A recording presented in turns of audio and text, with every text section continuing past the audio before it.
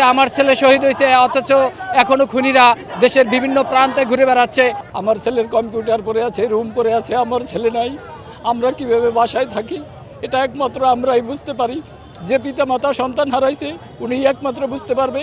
আর যে পিতা তার সন্তানকে কাঁধে নিয়ে গোরস্থানে দাফন করেছে ওই পিতাই বুঝতে পারবে যে সন্তান হারানোর বেদনাটা কত মর্মাহত।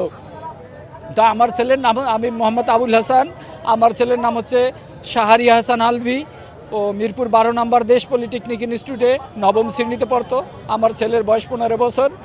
তো গত 4 আগস্ট আনুমানিক সন্ধ্যা 6টার দিকে সে গুলিবিদ্ধ হয়। সকাল 11টায় সে বাসার থেকে না খেয়ে, নাস্তা রেডি ছিল, সে না খেয়ে আন্দোলনে যোগদান করে। 7টার দিকে তার মৃতদেহ আমাদের বাসায় নিয়ে আসে। এরপরে দাফন করতে গিয়েও আমি অনেক হয়রানির শিকার হয়েছি। এলাকার আওয়ামী লীগের লোকজন তারা দাফন করতে দেয় নাই, খাট দেয় নাই, অনেক